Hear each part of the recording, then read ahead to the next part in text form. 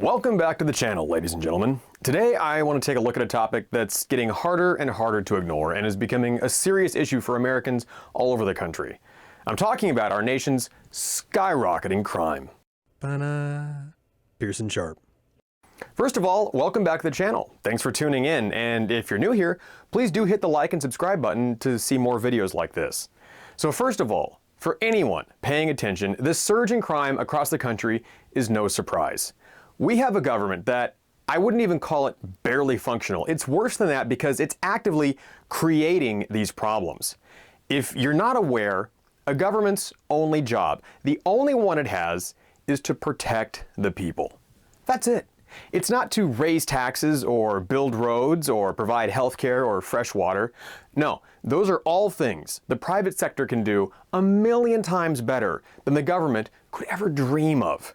The only responsibility our government has is to protect us, primarily from foreign threats, but if we have to settle for a domestic police force, then I suppose we could give that to them as well.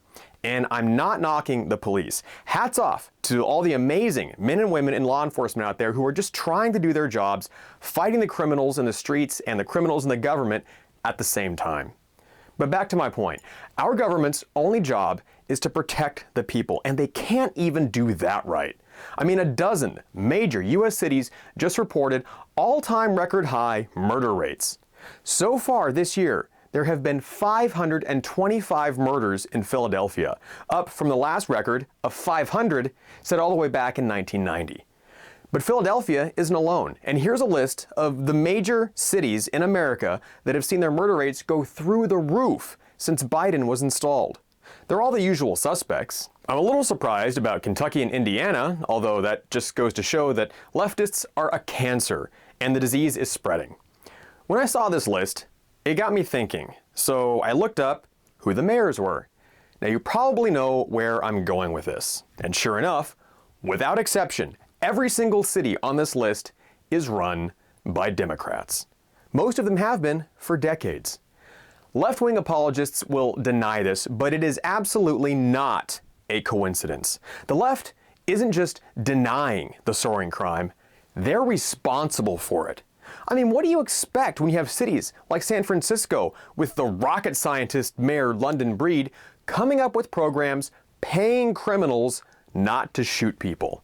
That's not a joke either. That's really a thing. It's called the Dreamkeeper Fellowship. And after taking $120 million away from the police department, London Breed will be paying ex-convicts $300 each not to shoot each other.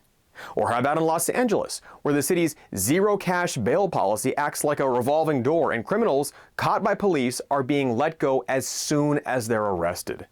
That works perfectly for the surge in smash and grab crimes. Just recently, 14 thugs were arrested in LA after stealing about $340,000 worth of goods. And they were immediately released back onto the street.